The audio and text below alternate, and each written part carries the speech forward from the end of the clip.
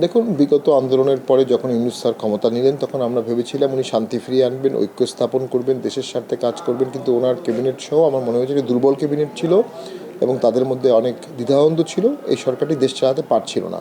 Practically বাংলাদেশে গত 1.5 বছর কোনো গভর্নমেন্ট ছিল না, একটা মবের গভর্নমেন্ট ছিল। মব যা ইচ্ছা করেছে, গভর্নমেন্ট চেয়ে চেয়ে দেখেছে। একটা নাবিশ্বাস অবস্থা ছিল। আমরা যে কোনো মূল্যে সেই সরকারটার পরিবর্তন চেয়েছিলাম।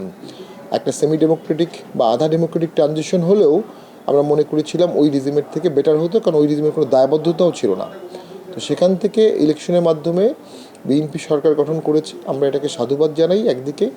আরেকদিকে নির্বাচনে ইউনূস সরকার তার প্রশাসনের সহযোগিতায় জাতীয় পার্টিকে একটিও আসন সংসদে দেয়নি এবং পুরো দেশ মিলিয়ে লেস দেন 1% ভোটে ইঞ্জিনিয়ার্ড করে নামিয়ে এনেছে। এটি আর্টিফিশিয়ালভাবে করা হয়েছে, এটা অর্গানিক্যালি হতে পারে না।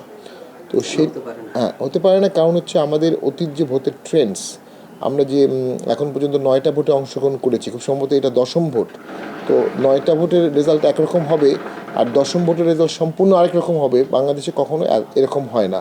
আমরা হেরে যেতে পারি কিন্তু আমরা তৃতীয় হব। আমাদের অনেক জায়গায় যারা রানিং এমপি জামানত হারিয়েছে, তাদের নিজস্ব ফিক্সড ভোট ব্যাংক আছে, নিজস্ব এরিয়া আছে, নিজস্ব উপজেলা আছে, নিজস্ব ইউনিয়ন আছে। তারা 4বারের এমপি, 5বারের এমপি, 6বারের এমপি। এর মধ্যে একজন এমপি আছে, তার লোকাল ইন্ডাস্ট্রি আছে, তার ইন্ডাস্ট্রিতেই 30-40 হাজার লোক চাকরি করে এবং তিনি এর আগের বারও স্বতন্ত্র এমপি হয়েছিলেন। তো তিনি এখন তৃতীয় হয়েছেন।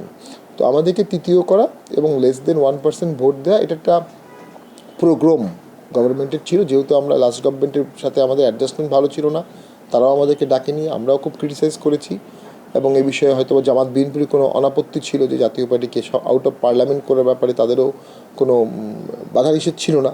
তো সব মিলিয়ে আমরা অবশ্যই একটা ভোটের বিপর্যয় ফেস করছি, তবে রাজনীতির বিপর্যয় এটা না।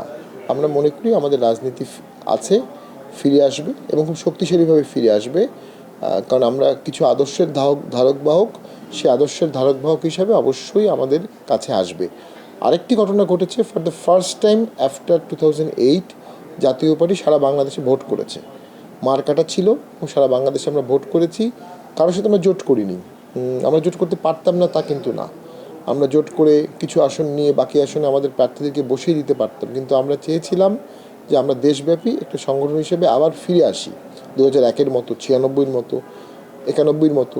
সেই যাত্রাটা প্রথম ধাক্কায় আমরা সফল হয়েছি পুরোপুরি তা বলবো না, কিন্তু আমাদের প্রার্থীরা শেষ পর্যন্ত ছিল এবং এই যে শেষ পর্যন্ত প্রার্থীরা ছিল, মার্কাটা ছিল 180-টির উপরে আসনে।